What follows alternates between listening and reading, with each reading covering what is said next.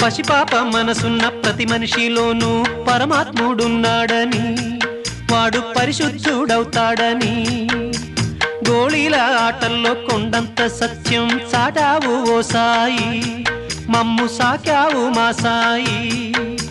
వాసనలు వేరైన వర్ణాలు ఎన్నైన పూలన్నీ ఒకటంటివి, నిన్ను పూజించ తగునంటివి.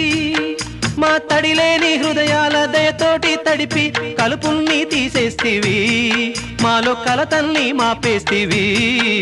మా పాపాల తొలగించు దీపాల నీవే వెలిగించినావయ్యా, మమ్ము కరుణించినావయ్యా.